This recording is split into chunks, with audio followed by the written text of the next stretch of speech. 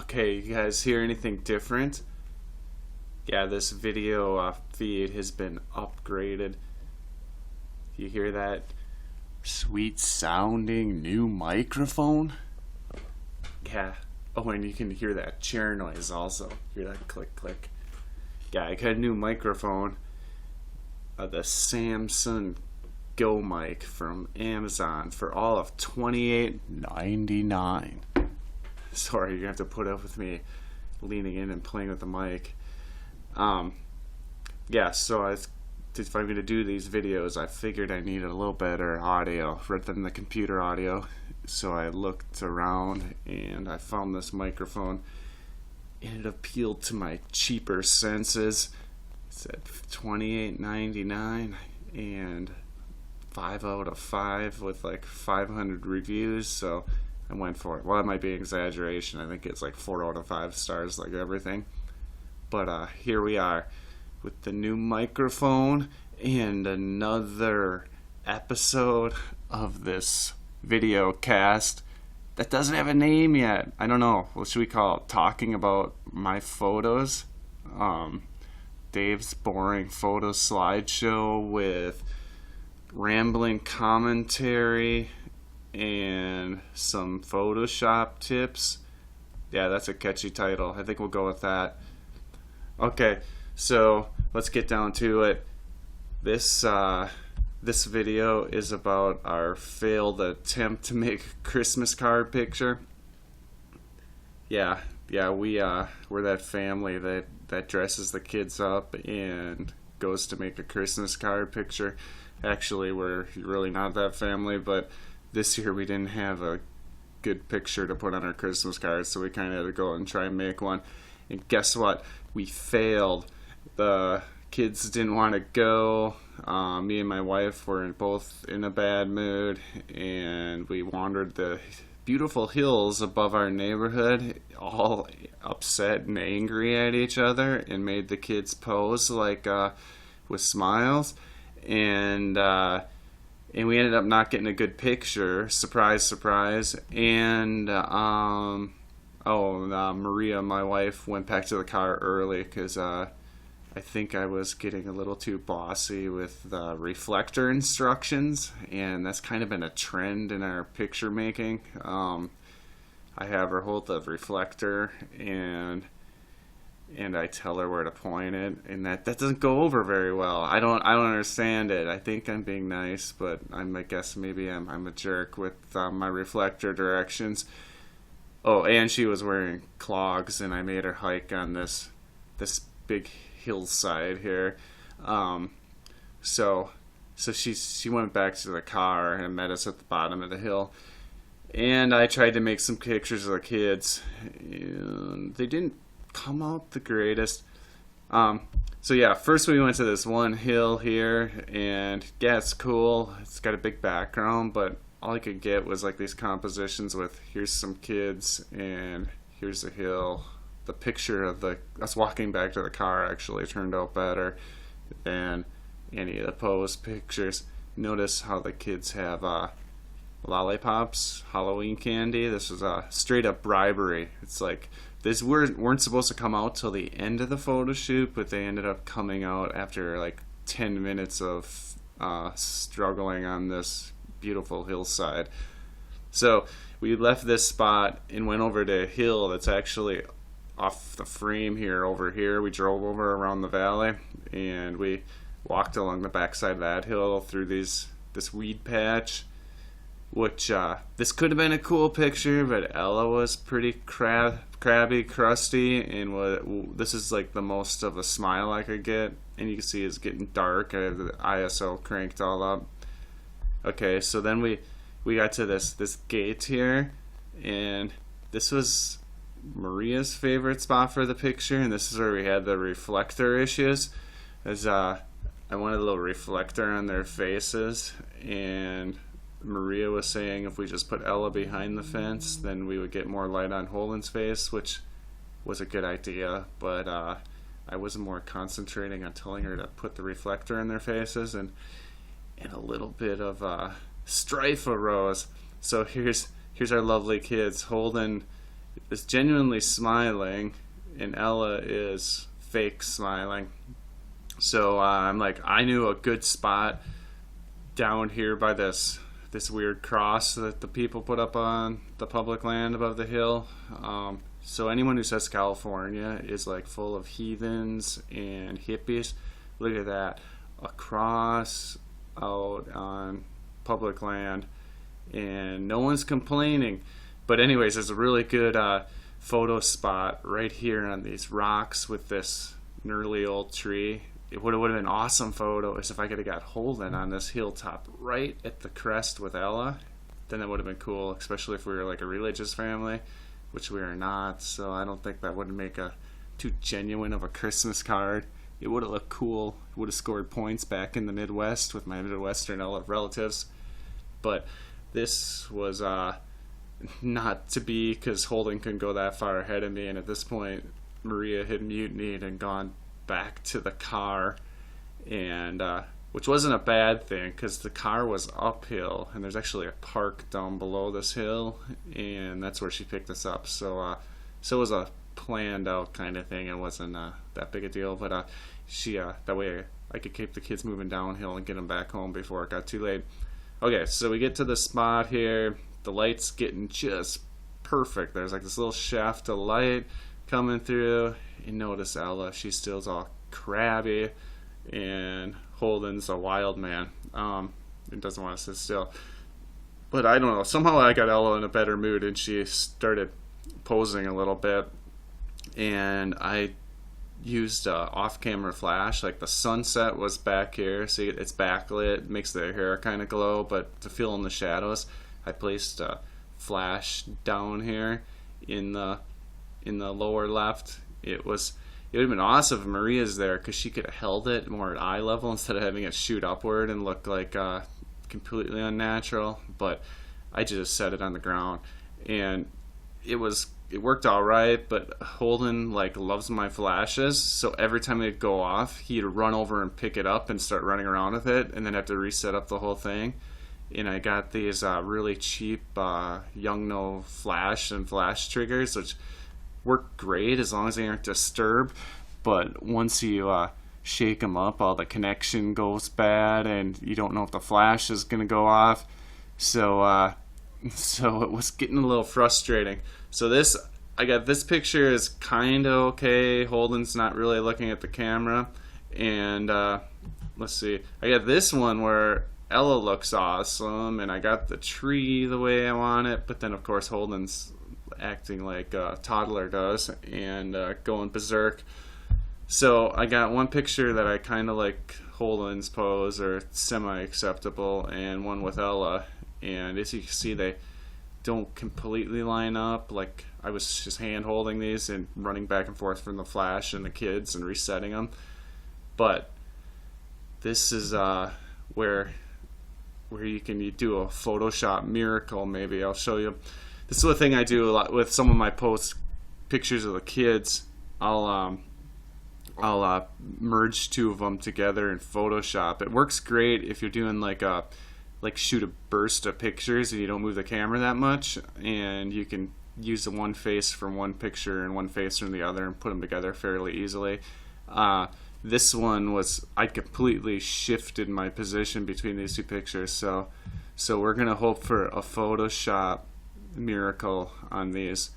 I'm gonna merge them up, and before you bring them into Photoshop, I to save time, I already copied and pasted the image settings. You want all the Lightroom settings in your develop module to be exactly the same for the two pictures before you open them in Photoshop, because if one's lighter, darker, the white balance is different, they're not gonna look good together. It's gonna be more obvious that you use two pictures. Okay, so here's what you do. You select them both by controlled click. See how they're both highlighted. Right click to bring up this menu. Go up to edit in and open as layers in Photoshop. Here it goes. It's a perfect time for me to play with my new microphone. How do you like the sound of that? Oh, so rich and throaty. Alright. Oh wait, it's still opening, so I have more time to play with my microphone. Here's the snapping test that they do in all the microphone review videos. Whoa, listen to that. You hear snapping in the... Yeah, you'll want one of those pop covers or something. That's what they say. Or you can just sit back and not make a lot of pops and try not to breathe too loud because it picks up every little noise. Okay, they're open in Photoshop.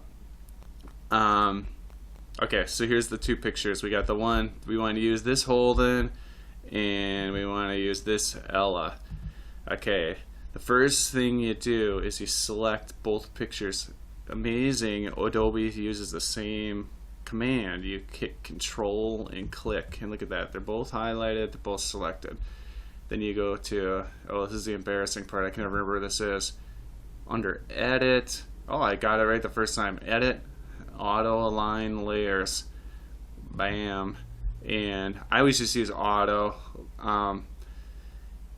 Auto usually works better than you could manually do yourself 9 out of 10 times. So just use Auto and save yourself some trouble. Hit OK. This computer's going to grind on this for a second and try to line up these two not very aligned layers. And there you go.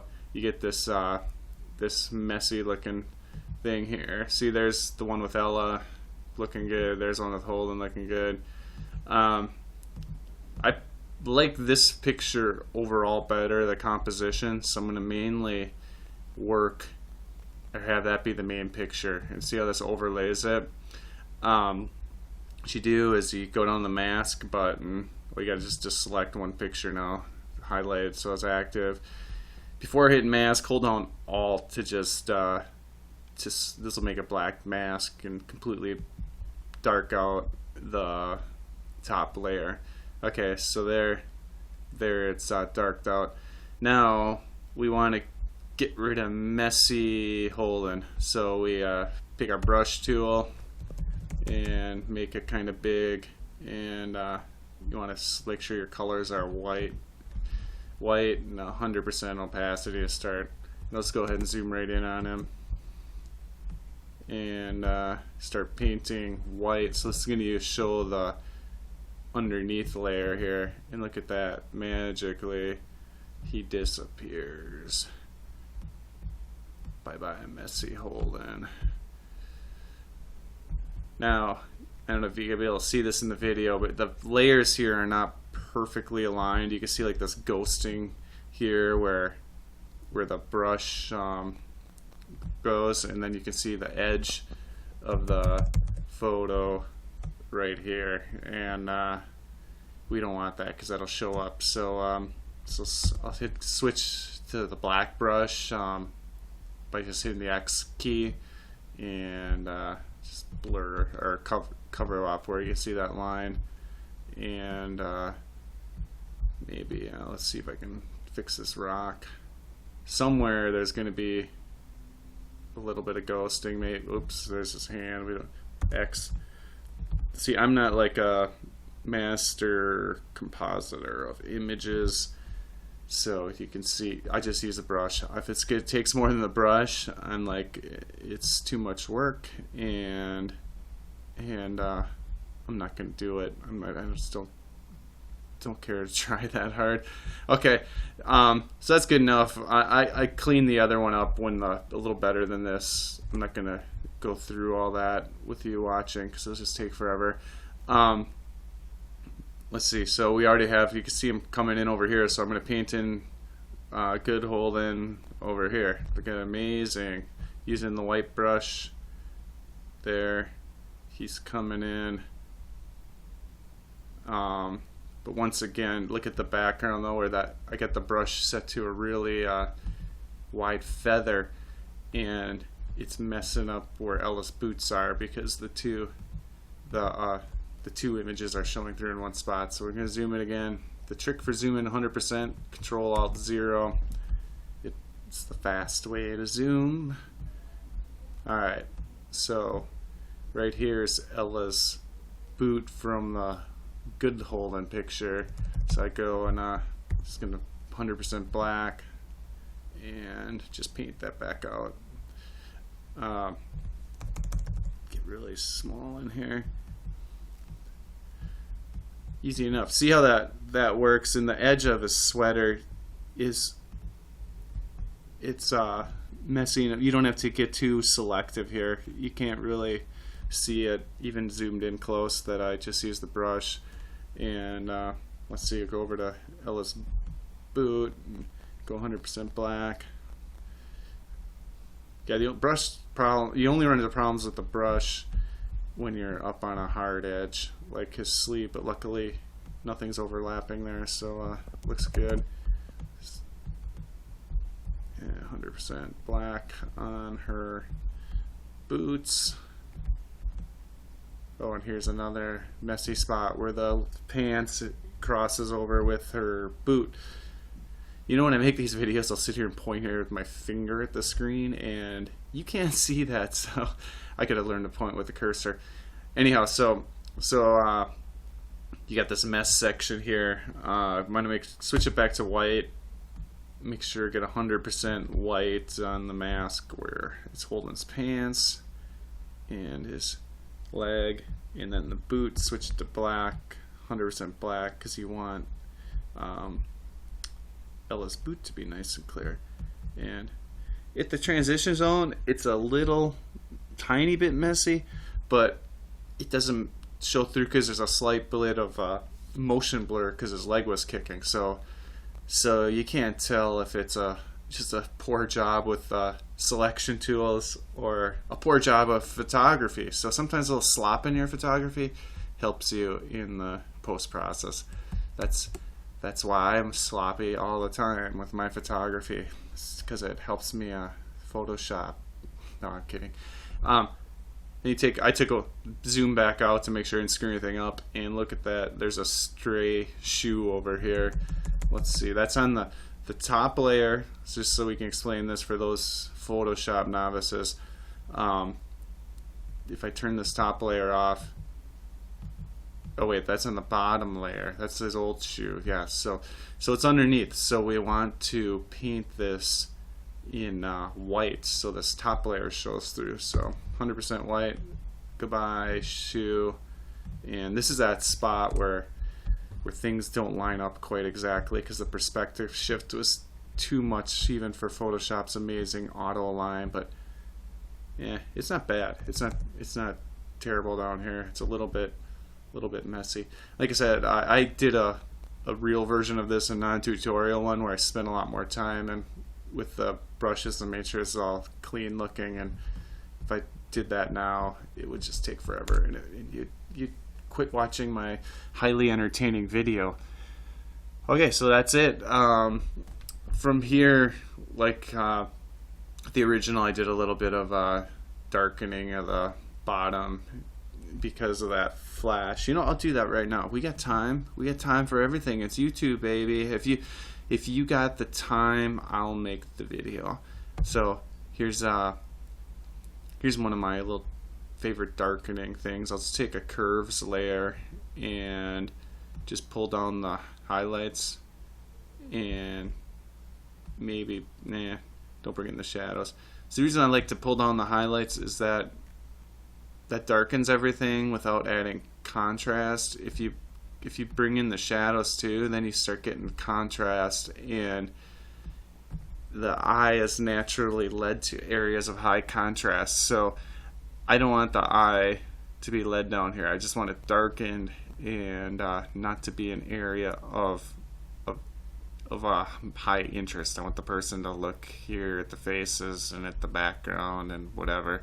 Maybe bring their eye down the bottom at the end, but not in the beginning. So anyways, it's a darken layer, and then I'll go Shift F5 to fill the mask with black there, and then my brush tool again is still up, and I'll set to 50% and just start brushing in that darkening, and darken down here, darken the side of these rocks and this rock.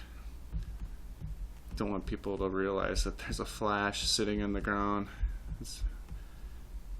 So that's how I darken. That's one of the ways I darken, or you can use overlay layers or whatever.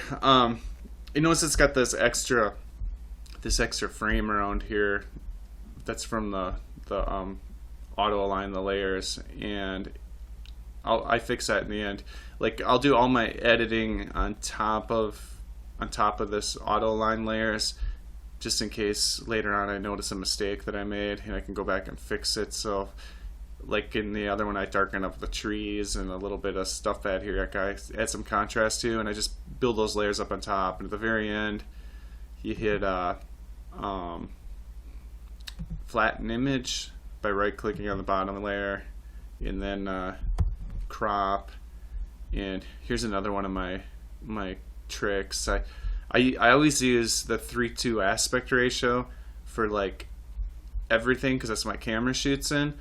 And if I like highly Photoshop an image, I especially keep the 3:2 aspect ratio, because a lot of times these will end up in like a online gallery or something, and if it's the same aspect ratio, it fits in with the other pictures. It looks straight out of camera rather than some sort of Photoshop manipulation.